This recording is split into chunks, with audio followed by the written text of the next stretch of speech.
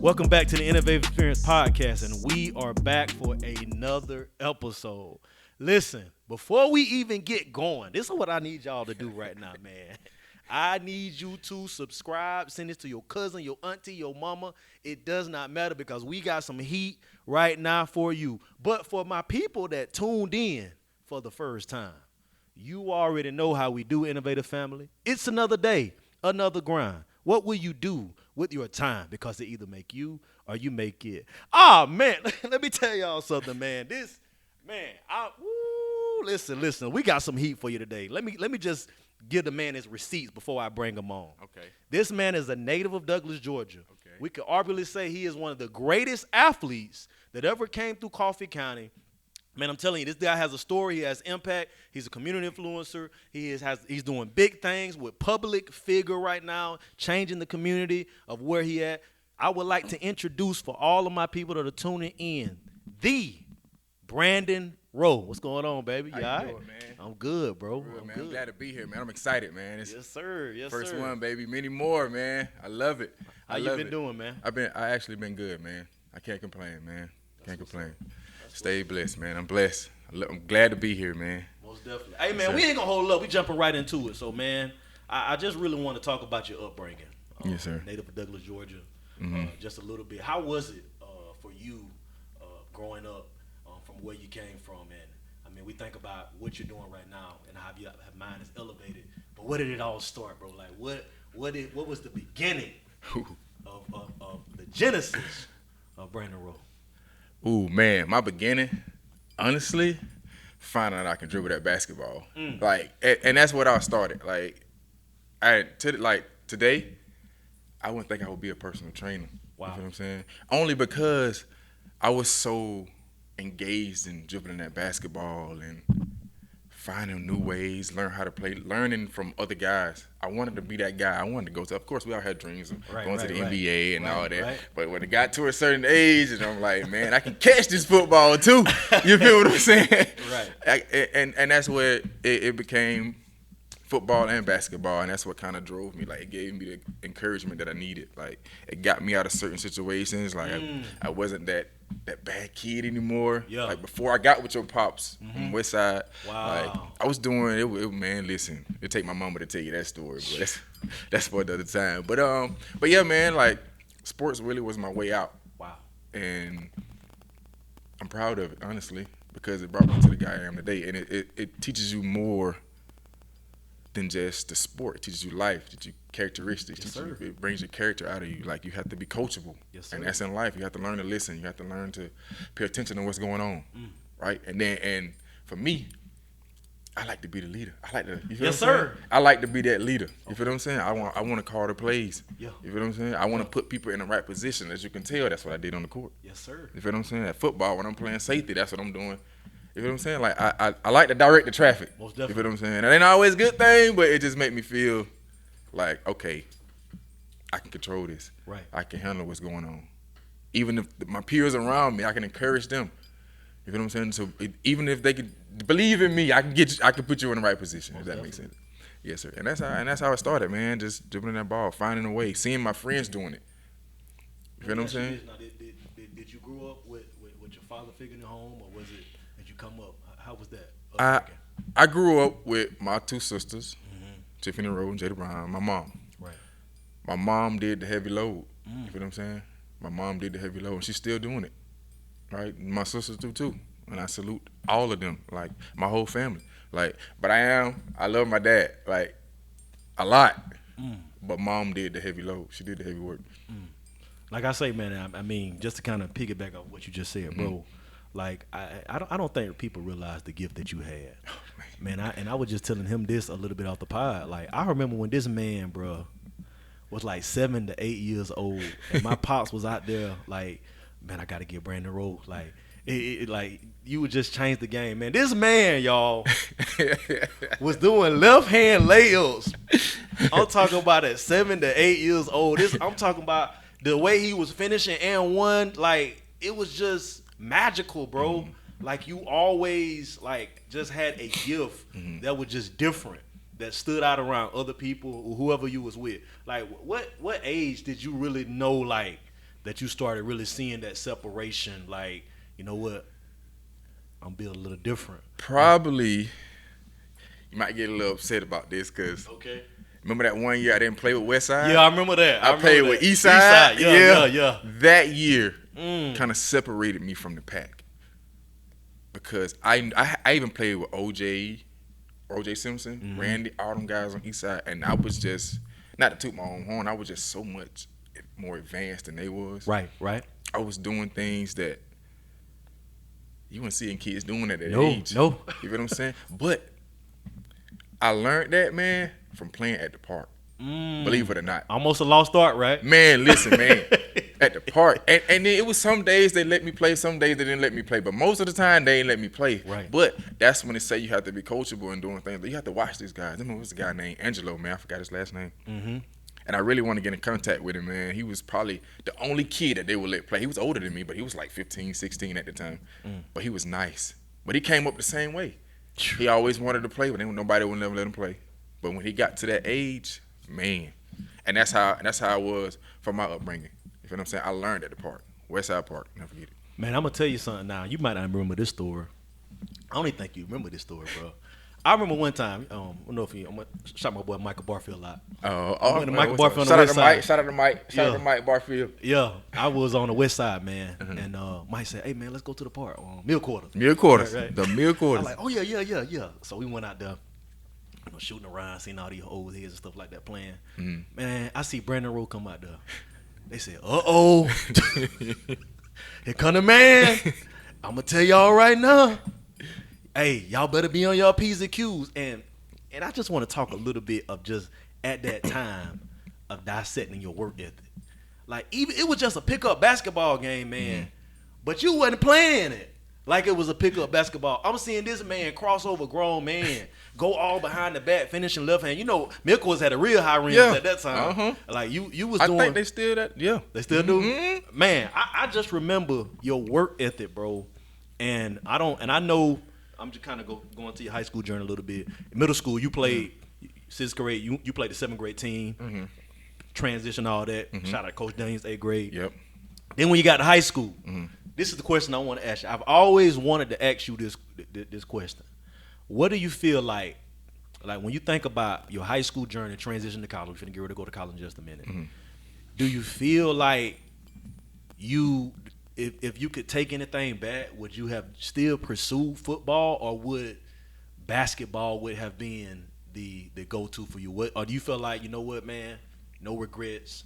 I feel like I made the right decision transitioning, going to football because it gave you a lot of opportunities going to college? Or do you feel like, you know what, basketball, man, what if it could have been another way? Do those things ever come through your mind when it comes to that? 100%. Because I mean, I love basketball was the first love. Right. But when football came along, I was like, man. And at a point, man, honestly, I started playing football because I seen my friends doing it. I kind of wanted to get in, you feel what I'm saying? Right. And I was playing basketball so much, I was like, okay, let me try. I went out there. At first, I wasn't really that good. Right. But I learned, found out how to catch that ball, man, and guard receivers. And when I got to high school, I knew it was going to have to be a big decision, right? And then, to be honest with you, one kind of took away from the other. You feel what I'm saying? Because some coaches came, like, hey, we know you're a basketball player. You feel what I'm saying? You do this, this, and this. Then another coach came, hey, man, we know you're a football player. Like, I had coaches come to the high school, watch me work out right after football practice. That's crazy. I never forget it. Mercer University came, and we running spread, and I spread offense. I'm at receiver. I'm running 90 plays a day. And I got to go try. I got to switch right now and go change. Coach P calling me that, man, we got to go. You feel what I'm saying? And it kind of got to a point where it's they pulling on from both ends of the rope. You feel what I'm saying? But in all honesty, man, I wish I would have chose basketball. But what would have God been let different me in. if you felt like basketball would have been the route? I felt like basketball was from the roots. I started it early. You feel what I'm saying? Right. And I learned it. That was my life growing up. It was CIA. Yeah. Rec lead. I'm telling you, CIA, rec lead. You took it back then. I It forgot was about that. Ronnie Johnson. Shout out to Mr. Ronnie Johnson. It was CIA, rec lead. Yeah. You know, I had AAU ball. I was gone every weekend. Me and CJ Johnson, shout out to CJ Johnson. Right. I was gone every weekend. Right. Like, and then when I found out, dude, I could play football too. The coaches coming, Coach Shook, everybody coming. Like, we need to get you on this field. Mr. Witt, shout out to Mr. Witt Mormon. That's my guy. Yeah, Co-Witt. That yes, sir. is my yes, guy. Sir. Yes, sir. That's my guy. Yeah, man, we still talk to this day. But yeah, man, it got to a point where it was tugging. And believe it or not, it got to when I got to high school. When I ended up going to Jacksonville University, that was for football. Right. As soon as I committed to them, my AAU coach called me and was like, "Hey man, such and such want you here. You want to talk to this coach, Louisiana. All these coaches calling for basketball. You feel what I'm saying?" So you did get offers from basketball? Oh yeah, for sure. What, I did. What offers did you get? So my first offer was Mercer. Mm-hmm. My offers didn't come to after signing day. When I got to Tilton, man, it was LSU was calling, everybody was calling. What? And that's when I just showed up in the door. You feel what I'm saying? They been waiting on me to get there for a minute anyway. You feel what I'm saying? But that never worked out. I don't know why, because that would have been crazy. But I mean, it's a guy working mysterious ways, and he understood. I understood what he had for me and what I should do, and I'm not mad about the route that I chose. Right, you feel what I'm saying? Because it happened the way it happened. You know what I'm saying? And I wouldn't take it back. But if I had a chance to take it back, if that makes sense, man, basketball.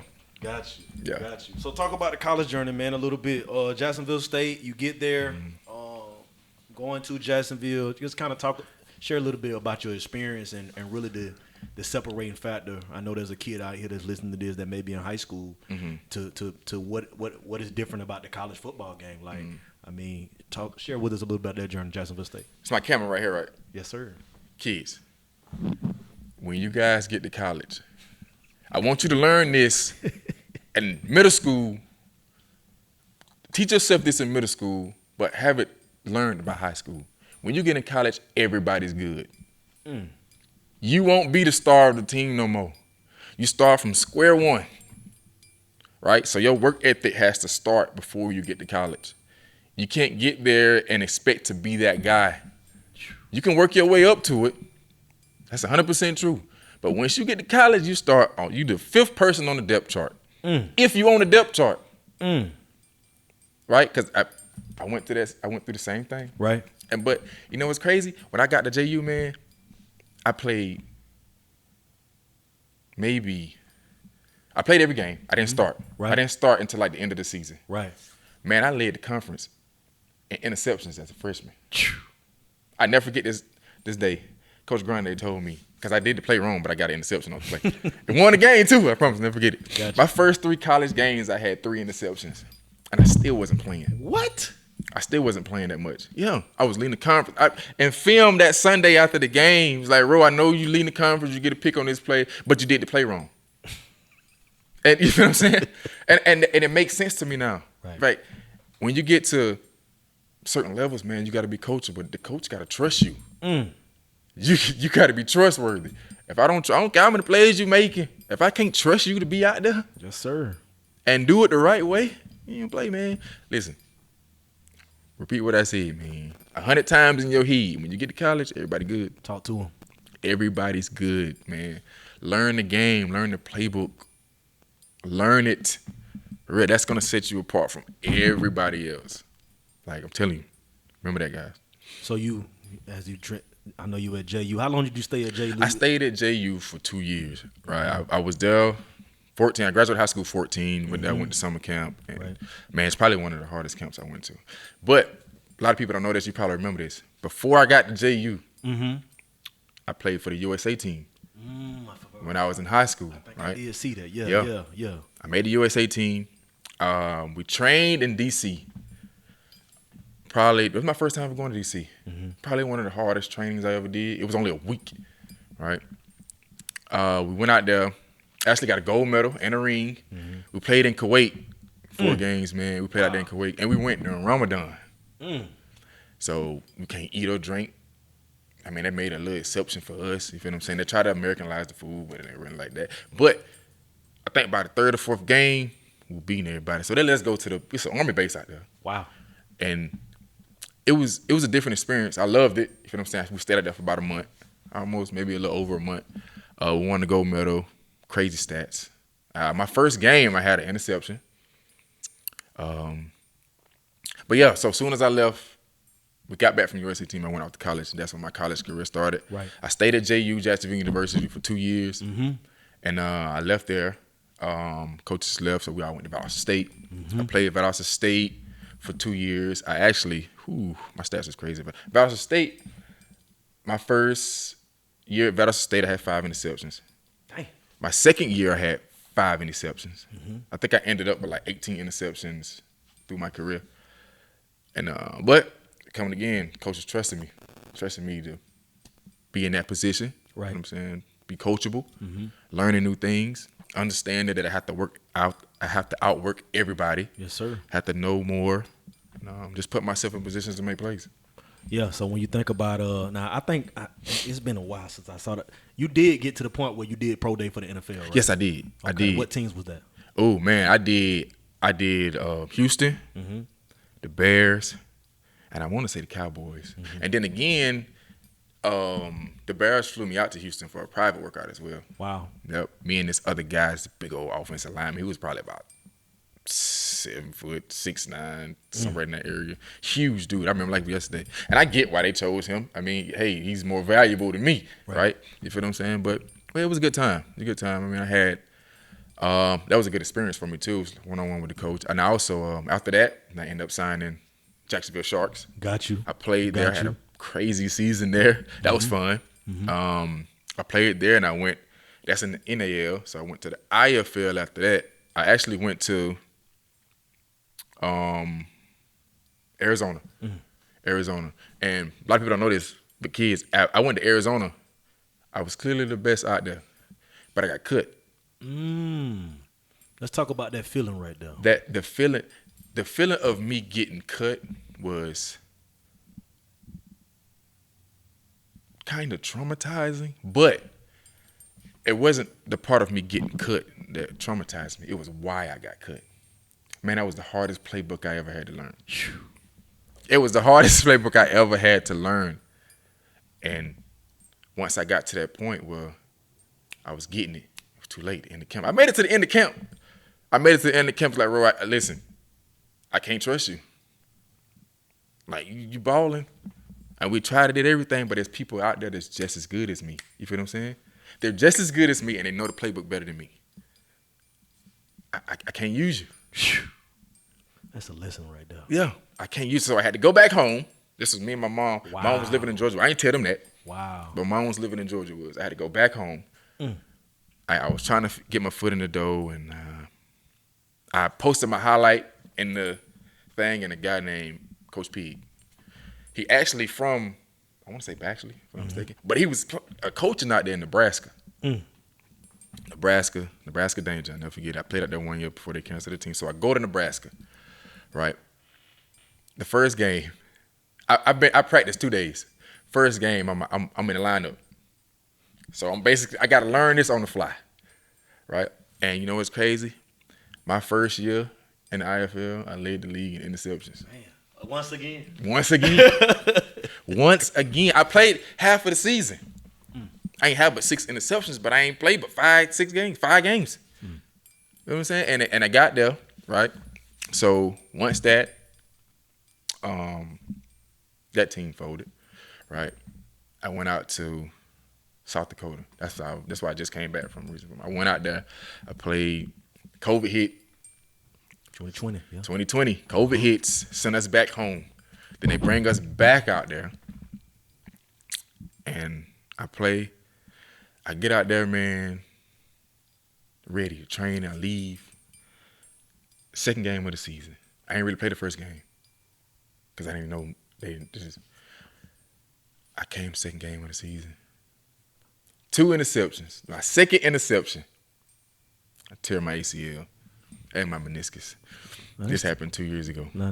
Let's kind of rewind, slow down for my listeners right now. Like, I really want to talk about the adversity, because at the end of the day, I mean, the goal was to get to the, probably the league, right? Yeah, it's to get there. Yeah, and you went through a career-changing injury that you couldn't control. Could you kind of walk through the mental state of where you were and the adversity and the challenges that you had to endure when you went through that injury at the state that you are at that location? The hardest part of that journey when I first got injured is knowing that I was going to have a crazy fight ahead of me. I'm nervous. You feel what I'm saying? I'm by myself. I'm 21 hours away. Right? 21 hours away. I'm by myself. I get this group of people around me. They're good people. Shout out to Sanford Medical Center, medical team. Shout out to Brad. Shout out to Derek, guys that helped me. But it was a journey that I was nervous. I was very nervous. And I really don't get that nervous. I was nervous because I knew that this could have been it.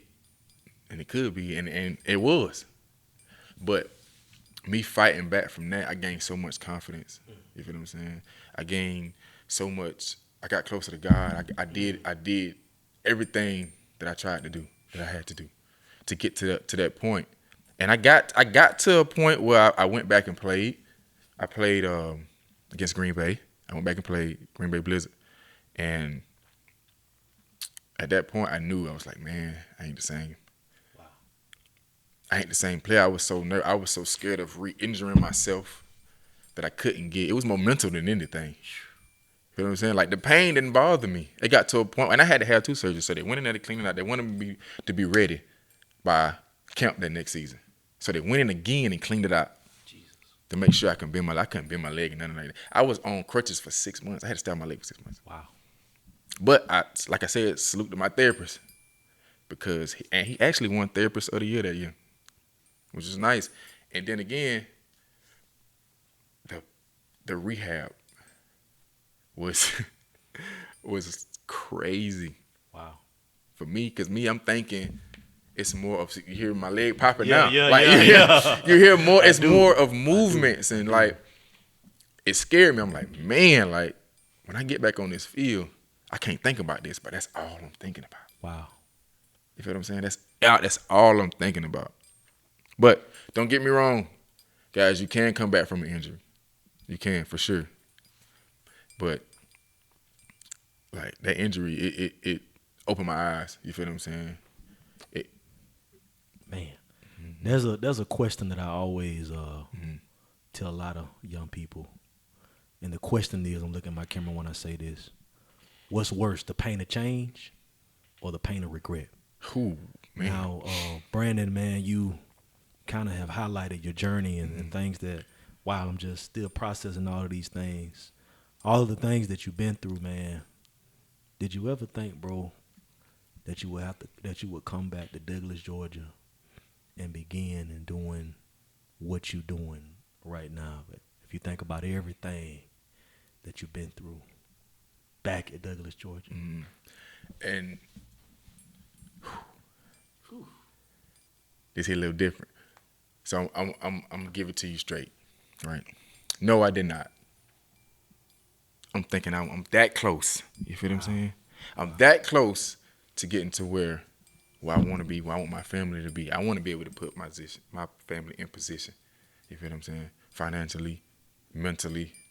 I needed, but I needed that for myself, and I kind of got selfish about it. That makes sense? right? I'm pounding it, trying to make it happen, and that wasn't in God's plans for me. Wow. It wasn't. I had people in my ear telling me, like, man, you need to do this, go to school, do this. And I'm like, man, like, people don't believe in me. I'm still B-roll. You feel what I'm saying? Yes, I still sir. can. But I look back on it now, I'm like, man, that wasn't in God's plan for me. Because when I came home Thanksgiving, and I moved back by Christmas time.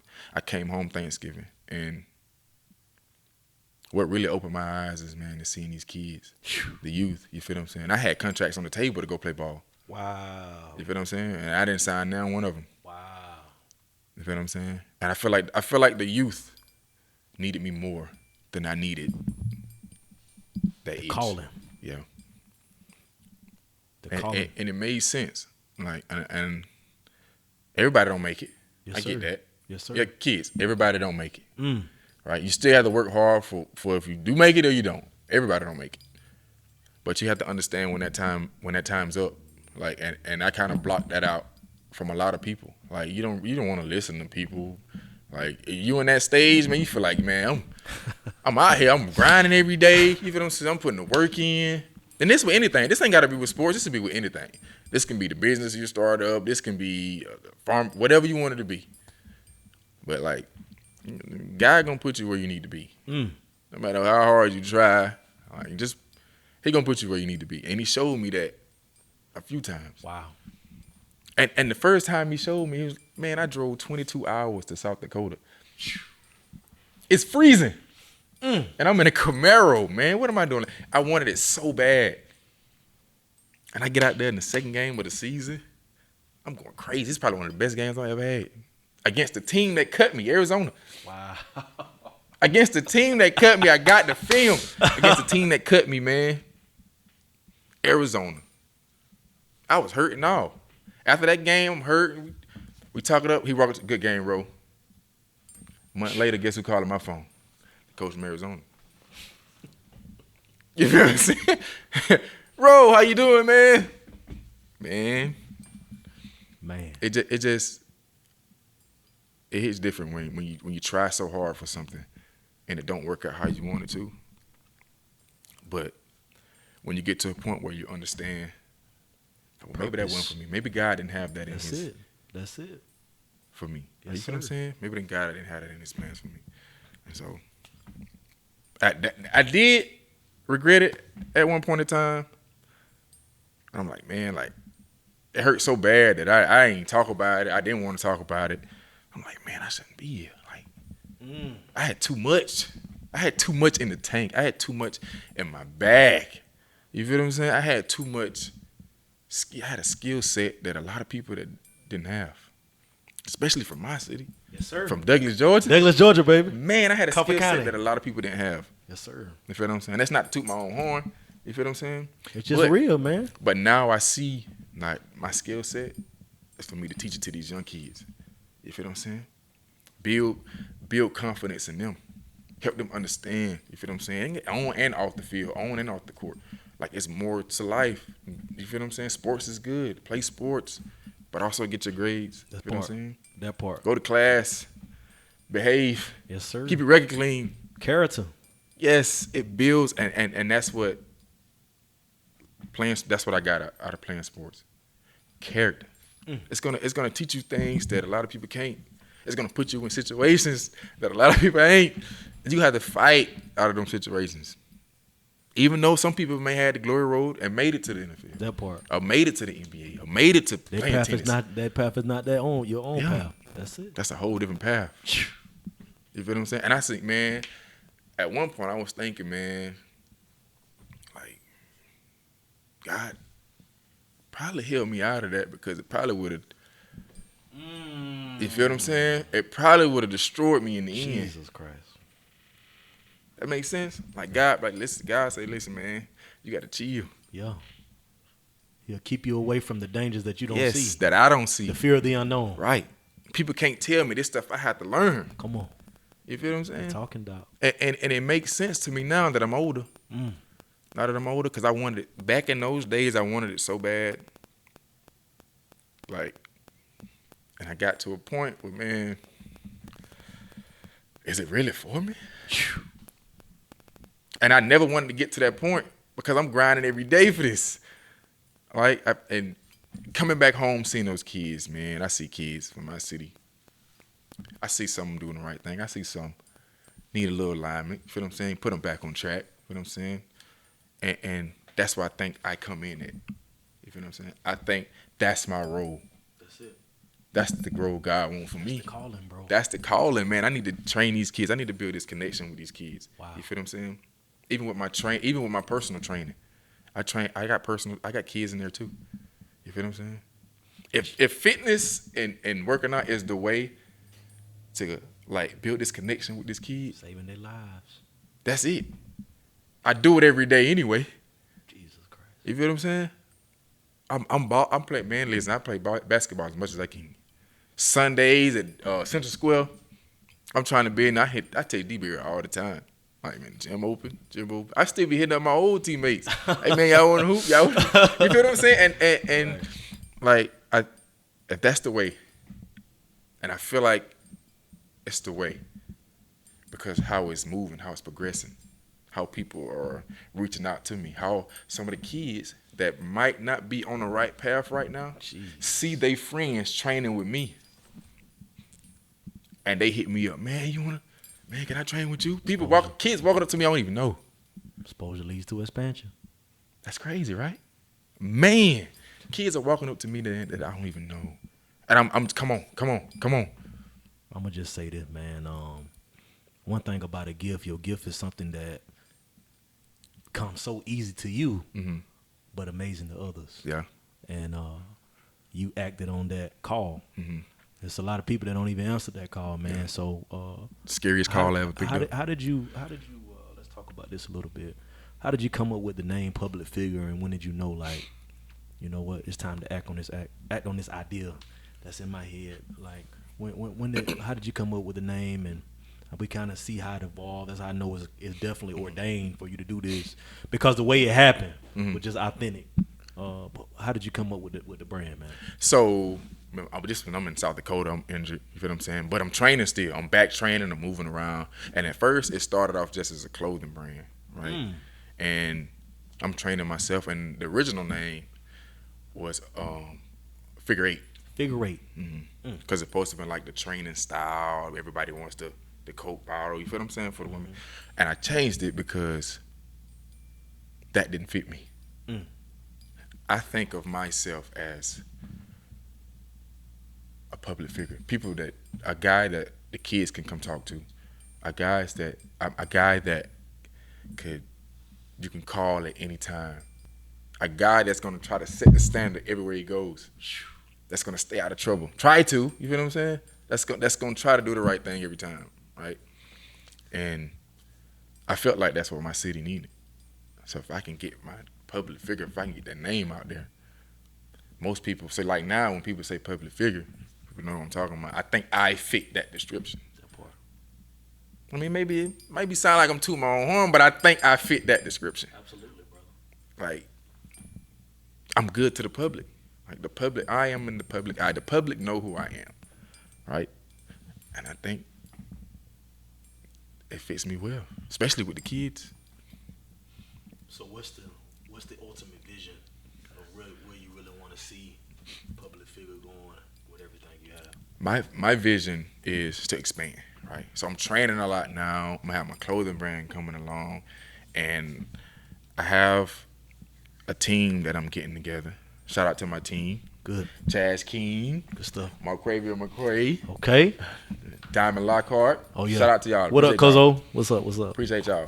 And we actually started doing like dance classes now. So like my first one was great. So I got one just coming up this Sunday. Right. Sunday, March 28th. Check-ins at 5 p.m. Tune in.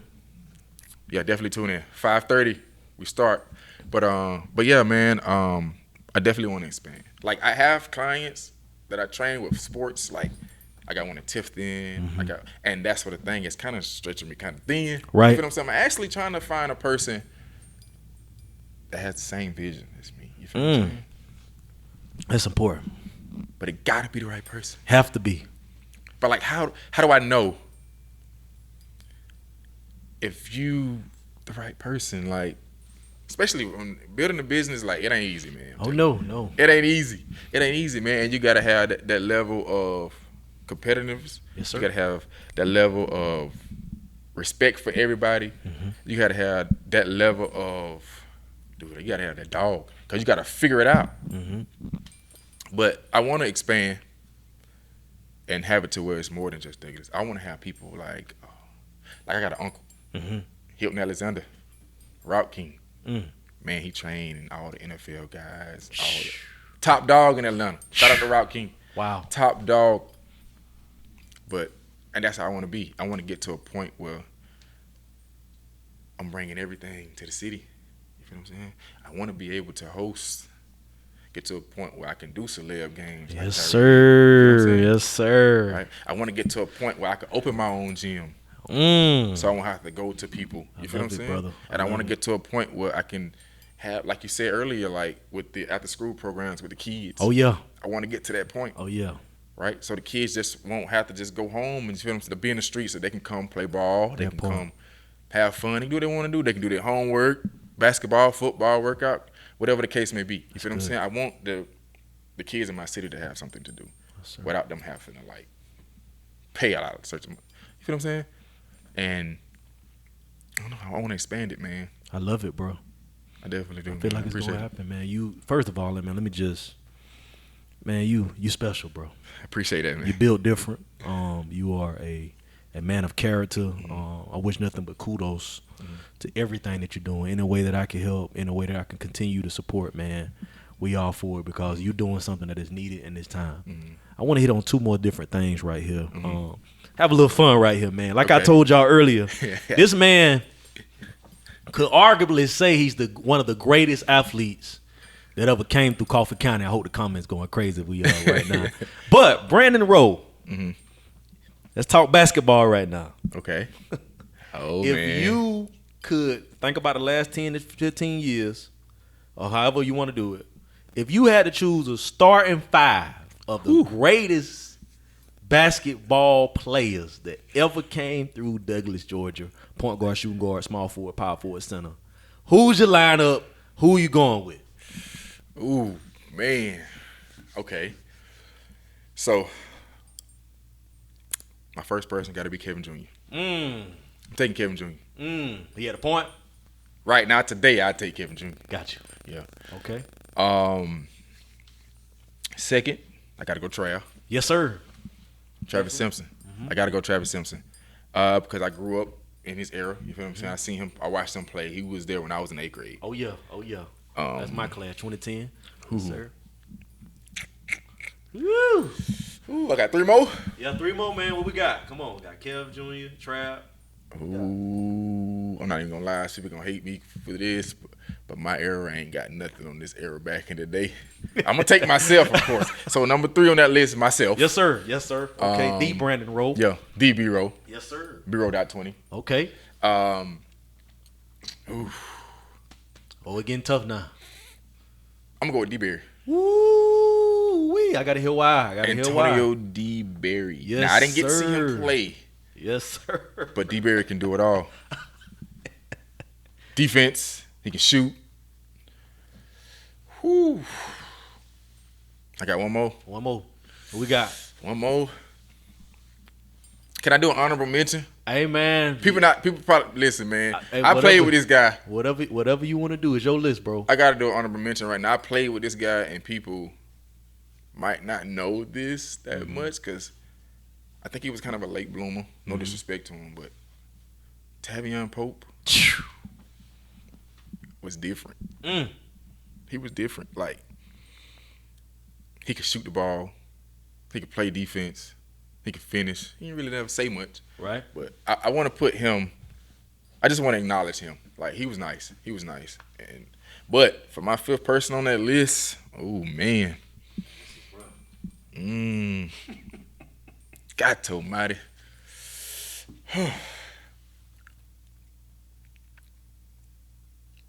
Ooh. So right now, I'm going off hearsay, right?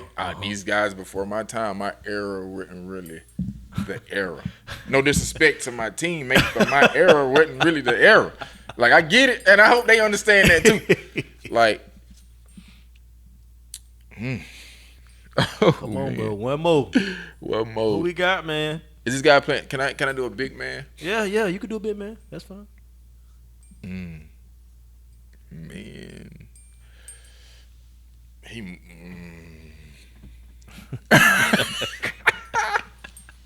I ain't want you feel what I'm saying? It's gonna start something, man. Oh, man, this is your list. If you had to do a starting 5 of some of the greatest players that came through Coffee County, who would it be? You have 4, you have honorable mention. Who's number 5? Who's in the 5th spot? Dang, this is my era too, man. I don't really know nobody from most people are older than me. I know I'm probably forgetting somebody. But it's probably one of the best shooters that ever come through here. Through Douglas. Tavion can shoot it, but Tyree Park was a sniper. He was a sniper. Long distance. Man, it's one game we playing against Brunswick. I can tell you my stats. Promise to God. I had 19 points, 21 rebounds, God. and I had 11 assists. I had 10 assists off Tyree. Tyree hit 10 threes against Brunswick. I never get it.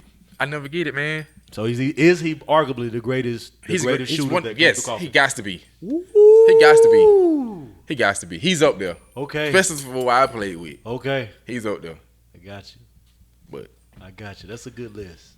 man, What do you feel like y'all can all accomplish with that lineup? Oh, he's scary. That's scary. Now I know it's some older heads that feel like, you feel what I'm saying, it's more guys. I didn't get to see those guys. You feel what I'm saying? Right. Irv can play right now. You feel what I'm saying? Right. Trey can play right now. Yes, sir. You feel what I'm saying? He's killing that. Right. Yeah, I can play right now. Right. Like, and that's what I'm saying. Like, it's more of those guys that I'm sure that are up there. But this is guys I can come up with my head that I know that I've seen play. Right. Like, man, that's tough. That's a tough question. Hey, I like the list though, man. I'm glad I'm by myself. I don't. Hey, you good, man? Hey, that's your list, man. And I can't argue. I can't argue, man. That's the tough list right there, man. So I respect all the people that you put on that list, man. We wrapping this up, man. I just want to ask you 2 questions right here. There's somebody right now that's listening to this conversation.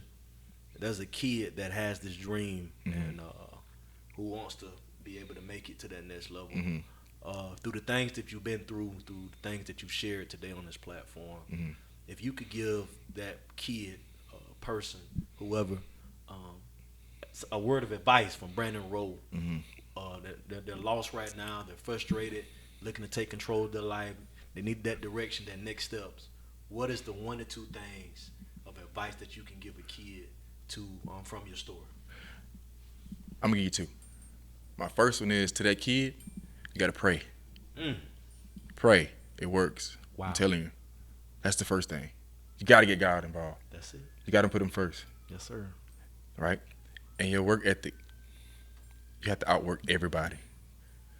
Everybody. No matter what you're doing. If you're a videographer, or teacher, or principal, construction worker, you gotta outwork everybody. Keep God first and work your butt off. That's what I would tell them. That's good, man. Listen, bro. First of all, man, this is definitely part 2.